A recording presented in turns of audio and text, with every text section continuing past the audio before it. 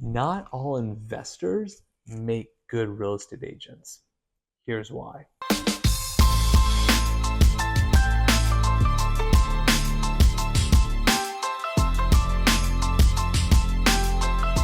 So one of the reasons why buyers specifically love working with me is because I have the investor background. I used to purchase foreclosures the courthouse steps. I've house hacked twice here in Los Angeles, which is somewhat rare.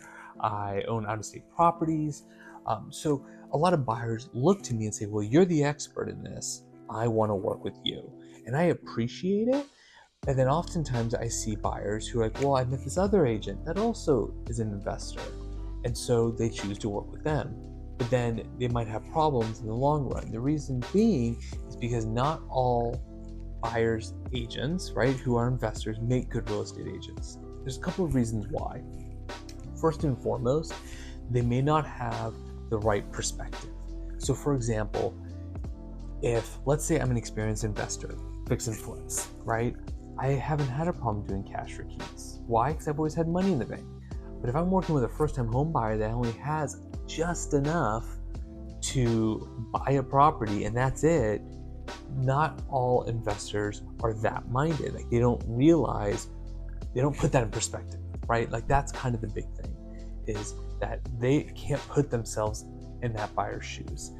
The next issue is not all investors understand every market, doesn't understand every strategy. So if they're a buy and hold investor, that's great. But if you're a buyer who wants to get into the short-term rental game, then that investor may not be the one for you. So for example, I do buy and holds, I do long-term holds. Why? Because the numbers seem to make more sense, it's more passive, but I do understand the other markets. And I'm always very upfront with my clients on that. So I understand that Airbnb takes a 3%. I understand that certain cities take a certain tax, like Malibu takes a 15% gross income tax. These are things that you have to keep in mind.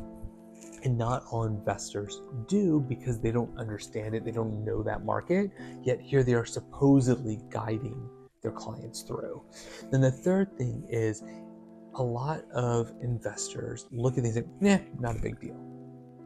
The problem is it's not for them to say. I'll give you a great example. I had a client who was originally working with a different buyer's agent, and he reached out to me. He was a friend of mine. He didn't want to work with friends. I said, that's not a problem, but if you have any questions, let me know.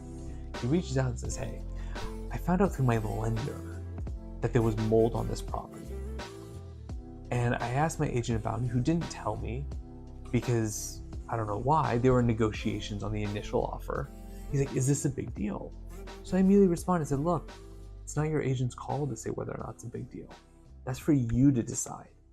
But depending on the agent, they may not realize that. They may not have that empathy and that understanding that every buyer is different, right? It's two different training to be an investor versus a realtor. They can cross, they can do very well, but there is a distinct difference, right? A good real estate agent can understand your goals, can understand where you are in the process to make sure you're in the best position possible.